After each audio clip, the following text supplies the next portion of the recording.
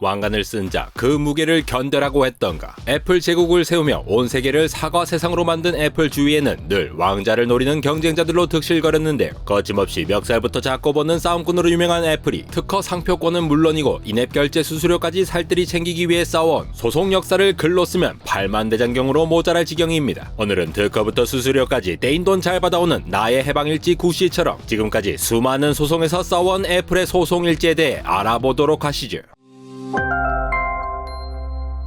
애플의 대담한 선제 공격을 가한 상대는 가오갤의 크리스 프렛이 이지를 줄기차게 외치며 한국에 설파했지만 정작 한국에서 바이럴이나 밈은커녕 아무 반응조차 이끌어내지 못했던 광고의 게임 포트나이트의 개발사 에픽게임즈였습니다. 에픽게임즈는 애플이 앱스토어에 등록된 앱에서 유료 서비스를 판매할 때 수수료 명목으로 앱 개발 업체의 자그마치 수수료 30%를 떼어가는 정책의 부당함을 주장하였는데요. 애플은 1984년 당시 컴퓨터 시장을 지배하던 IBM을 조지 오웰의 소설 1984에 등장하는 독재자 빅브라더에 빗대어가며 애플이야말로 혁신적인 이미지를 가진 회사라는 광고를 한 적이 있죠. 에픽게임즈는 애플의 혁신적인 이미지를 심어준 바로 그 매킨토시 광고를 한 번 더 패러디해 새로운 독재자로 부상한 애플을 대차게 깠는데요. 더 나아가 포트나이트 앱 내에 인앱 결제를 우회하는 직접 결제 시스템을 홍보하며 초강수를 두었는데 이에 열 제대로 받은 애플은 개발자 계약을 위반했다며 앱스토어에서 포트나이트를 손삭해버리고 에픽은 마치 이때를 기다렸다는 듯이 반독점법 위반 혐의로 애플에게 고소미를 먹이며 함정 카드를 발동시킵니다. 이렇게 성사된 애플과 에픽게임즈의 빅매치의 핵심 쟁점은 바로 애플이 독점 기업이냐 아니냐 라는 것인데요. 애플은 스마트폰 OS 시장에서 애플의 iOS보다 구글의 안드로이드가 훨씬 더 높은 점유율을 차지하는 것을 보면 알 수 있듯이 자신들은 독점 기업이 아니라고 주장했습니다. 하지만 에픽은 OS 점유율이 독점 수준까지 아니라 해도 애플 제품을 구매하는 순간 애플 생태계에 갇혀버리기 때문에 독점이라고 주장하는데요. 스마트폰 OS 시장을 OS를 선택하는 전방 시장과 앱스토어와 그 앱스토어에서 파생된 인앱 결제의 후방 시장으로 나누어 판사님께 친절하게 설명하며 앱스토어가 사실상 독점 시장임을 읍소했죠. 이러한 에픽의 눈물의 똥꼬쇼에도 불구하고 1심 판결을 맡은 판사님은 성공은 불법이 아니야 라고 하며 애플이 독점 사업자라는 사실을 에픽이 입증하지 못했고 애플이 독점 금지법을 위반했다고 보기 힘들다며 에픽이 제기한 10개의 핵심 쟁점 중 9개 부문에서 애플 손을 들어주었습니다. 다만 앱스토어 앱 내부에 외부 결제로 연결되는 링크를 포함하도록 허용하는 수준에서 에픽은 만족해야 했습니다. 에픽 입장에서는 앱스토어 내에 다른 인앱 결제 시스템을 허용하거나 아예 아마존 앱스토어나 국내의 원스토어 같은 애플의 앱스토어와 경쟁할 수 있는 앱마켓의 입점을 전혀 인정받지 못해 너무나도 아쉬웠는데요. 이것도 모자라 포트나이트 앱의 외부 결제 링크 유도 행위가 당시에 애플과의 계약 위반이라는 이유로 360만 달러의 배상금까지 떼이게 생겼으니 곧바로 에픽의 CEO 팀 스위니는 개발자나 소비자들의 승리가 아니야 라고 선언하며 곧바로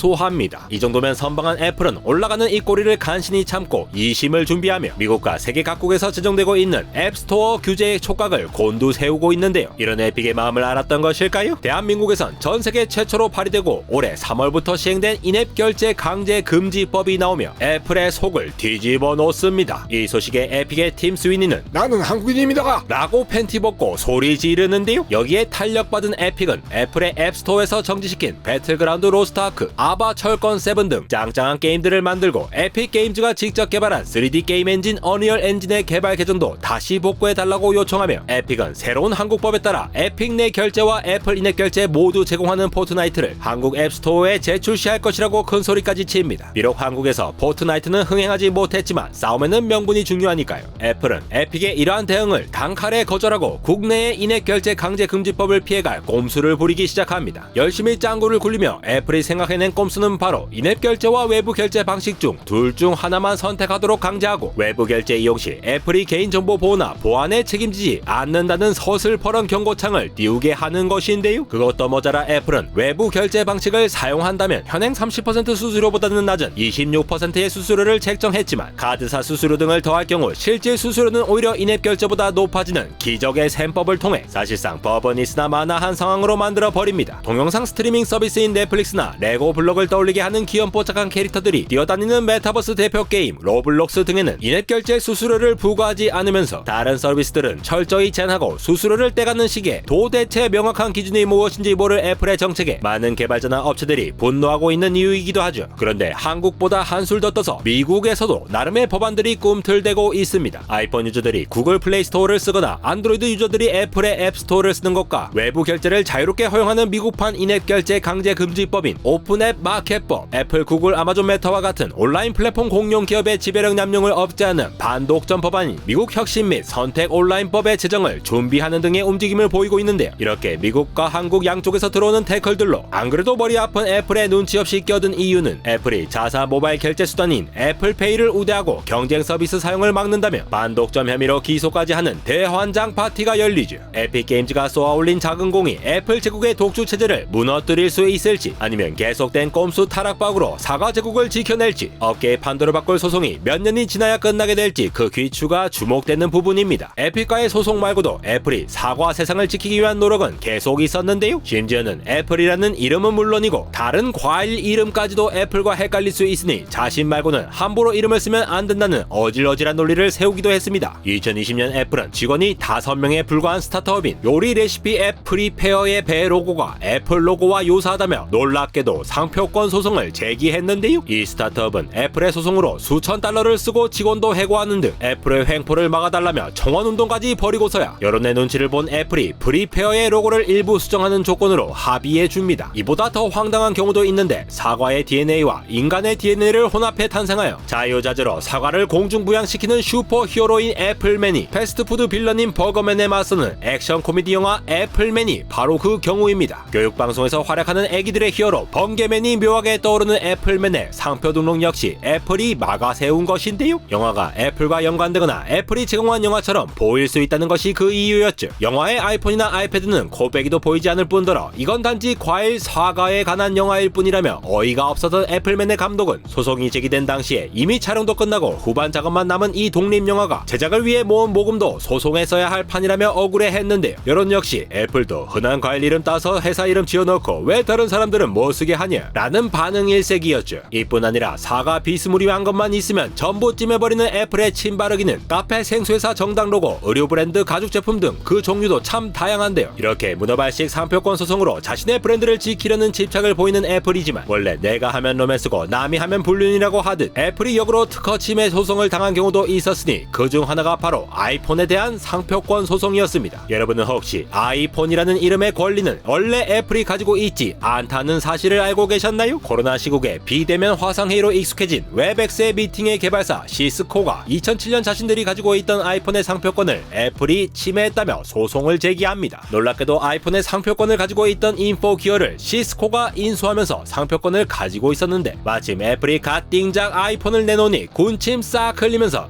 내가 이미 찜한 거야 하고 바로 소송을 걸어버린 것인데요. 당시 시스코 부사장은 니들이 만든 아이폰이 엄청 좋은 건 알겠는데 그래도 우리 허락 없이 마음대로 상표를 쓰고 하면 안 되고 말그를 시전하였죠. 결국 애플은 희대의 명작 아이폰을 버릴 수 없어 울며 겨자 먹기로 시스코는 인터넷 전화에 애플은 스마트폰의 각자 아이폰 상표를 사이좋게 공유해 쓰도록 합의합니다. 그리고 애플이 아이폰으로 휴대폰 시장을 뒤엎어버리는 꼴을 가만히 두고만 볼 수 없었던 스마트폰 등장 이전 모토로라와 함께 라떼 시절 피처폰을 지배했던 노키아가 2009년 애플의 아이폰이 무선 데이터 음성 코딩 보안 암호화 무선 랜 기술 등의 특허를 침해했다며 소송을 걸었는데요. 일상을 바꿔버린 스마트폰이라는 거대한 흐름 속에서 과거의 왕자를 지키려는 노키아와 새롭게 떠오르는 신성 애플의 치열한 소송전은 2011년 애플이 노키아에게 비공개로 하고 특허료를 지불하며 합의를 보죠. 이런 애플의 소송에서 빠질 수 없는 역대급 전쟁이 있었으니 바로 삼성과의 소송입니다. 2011년부터 시작해 무려 7년 동안 전 대륙에 걸쳐 이어진 장기전은 삼성과 애플 모두 서로의 자원과 시간을 소모하는 제로섬 게임이었는데요. 이 전쟁의 진정한 승자는 중간에서 쏠쏠한 수입료를 챙기는 로펌들이 아닐까 싶을 정도였습니다. 전쟁의 포문은 2011년 4월 애플이 먼저 열었는데요. 애플은 아이폰 개발하려고 4년 투자했는데 삼성이 3개월 만에 디자인과 UI를 뺏겼어 라고 주장했고 삼성은 아니야 디자인은 원래 기술이 발전하면서 비슷해지는 거야 아이폰 사려다 헷갈려서 갤럭시를 사는 건 말도 안 돼 라며 팽팽히 맞섰습니다. 그러나 애플은 일명 트레이드 드레스를 침해했다며 미국 캘리포니아주 지방 지방법원에 소송을 제기하는데요. 트레이드 드레스란 제품 고유의 이미지를 만들어내는 여러 겉모양의 조건을 나타내는 것으로 아이폰의 느낌을 갤럭시가 가져갔다고 주장하는 것입니다. 이를테면 이전의 폰에는 없었던 아이폰 특유의 감성 있는 둥근 모서리와 홈 버튼, 하단의 스피커 위치 등의 디자인과 손가락 두 개를 자유자재로 누르며 스크롤링하고 줌인 줌아웃하거나 밀어서 잠금 해제하는 UI. 예전에는 제품의 포장을 의미했지만 현재는 전체적인 이미지 모양 색채 등이 비슷하다는 것인데요. 삼성도 이에 질세라 MP3를 들으며 스마트폰의 다른 기능을 실행하거나 갤러리에서 사용자 위치 기억, 데이터 전송 관련 기술들을 애플이 침해했다고 맞고소를 놓죠. 아니 제품 포장이 뭐가 그렇게 중요한 거지? 라고 생각할 수도 있지만 예를 들어 로고 없는 코카콜라병을 누가 보더라도 코카콜라라고 알 수 있는 것처럼 미국은 그 제품을 나타내는 고유한 디자인인 트레이드 드레스를 광범위하게 인정하고 보호해주고 있는데요. 이를 바탕으로 미 법원은 사실상 애플의 손을 들어주고 삼성이 제기한 여러 통신기술 관련 침해에 대해서는 5G 와이파이 블루투스 같은 해당 업계에서 모두 공통으로 사용하는 기술에 관한 특허인 표준 특허는 일정 사용료를 내면 모든 기업의 사용을 허가해야 한다는 브랜드 원칙을 적용하여 삼성의 주장을 인정해주지 않습니다. 이에 발끈한 삼성이 치열한 법적 공방을 통해 장장 7년간의 디스카운트를 시도하였고 결국 미 대법원이 디자인 관리자의 허락 없이 유사한 디자인으로 제조한 물건을 판매한 자에 대해 전체 이익 해당하는 금액을 배상해야 한다 라고 하는 미국 특허법 289조의 제조 물품성에 대해 배상액 산정 기준을 제품 전체가 아닌 일부 부품으로 해석해야 한다 라는 삼성의 변론을 받아들이게 됩니다. 결과적으로 기나긴 소송의 피로감이 쌓일 대로 쌓인 애플과 삼성은 2014년 8월 미국 외의 모든 국가의 분쟁을 서로 취하했고 이후 2018년 삼성은 애플의 소송 중 2015년에 선지불한 5억 4천만 달러 의 배상액 말고도 5억 3,900만 달러의 배상금을 물어내고 마침내 최종 합의를 보며 7년 전쟁의 대장정을 끝내게 되는데요. 결과만 보면 애플의 승리, 삼성의 패배처럼 보이지만 꼭 그렇지만은 않은 게 처음 애플이 소송을 제기했던 당시는 스마트폰이 등장하면서 기존의 핸드폰 업계를 호령하던 노키아, 모토로라 등이 내리막길을 걸으며 삼성전자는 HTC, 블랙베리, 샤오미 등과 2등 자리를 놓고 서로 박터지게 경쟁하는 상황이었는데요. 애플이 이렇게 삼성을 때리면 때릴수록 오히려 삼성은 스마트폰 1등 기업 애플의 유일한 대항마로 떠오르는데 실제로 2011년 3분기에 처음으로 삼성전자가 애플 분기 판매량을 역전하는 동시에 확실한 2등으로 자리매김하며 과거의 핸드폰 업계 강자들인 HTC, 블랙베리 등은 라떼 시절에 유물로 사라져버리고 맙니다. 또한 애플은 삼성과의 소송을 진행하며 그동안 AP 등 핵심 부품의 공급과 하드웨어 제조를 의존해왔던 삼성에게서 독립하기 위해 TSMC와 같은 다양한 공급처로 다변화하여 그 영향력을 줄이려 했는데 이 소송으로 비록 삼성도 카피캣이라는 오명을 남겼고 애플도 잡스 사후 떨어진 경쟁력을 소송으로 메꾸려고 하고 특허를 무기로 업계 혁신을 저해한다는 비판을 피할 수 없었는데 결국은 특허 변호사들만 돈잔치를 했다는 얘기가 나오는 이유이기도 합니다. 올 상반기 기준으로 미 법원에 청구한 특허 건수가 삼성 다음으로 많고 2017년부터 이어진 AP칩, 스냅드래곤으로 유명한 세계 최대 이동통신 특허 보유업체 퀄컴에 대해 애플은 30조 규모의 가슴 웅장해지는 소송에서도 패소하며 이 소송의 끝은 아마도 애플이 문을 닫아야 끝나는 것으로 보일 지경인데요. 기술의 혁신 뒷배경에 현금력과 시장성을 담보로 한 어마무시한 규모의 애플의 소송 일지를 바라보니 더욱더 심장이 쫄깃쫄깃해지는 지금 앞으로 남은 수많은 소송들에서 애플이 나의 해방일지 구시처럼 소송으로 돈을 넉넉히 챙길 수 있을지 아니면 역으로 돈을 뜯기게 될지 돈이 뜯겨도 기꺼이 지갑을 루팡당할 준비가 되어 있는 또 다른 혁신을 선보이게 될지 계속 지켜봐야 하겠습니다. 인플레이션 사신의 칼날에 우후죽순 쓰러져가는 빅테크 기업들 중 아직 체력이 남은 유일한 기업 애플, 고환율에 어마무시한 가격이 되어버린 아이폰 14 시리즈이지만 특허 소송이 한창이었던 10년 전이나 지금이나 여전히 뜨거운 인기를 자랑하는 아이폰을 바라보니 기술 혁신은 물론 소송까지도 참 잘했어요 도장을 받아야만 이 정도 체력과 신뢰를 가질 수 있다고 생각이 드는데요. 그 와중에 우리나라에서도 마니아층을 만들며 한결같은 감성을 자랑했던 마지막으로 사용했던 스카이 피처폰을 회상하며 난데없이 It's different를 샤우팅하고 있는 안달공화 에러였습니다.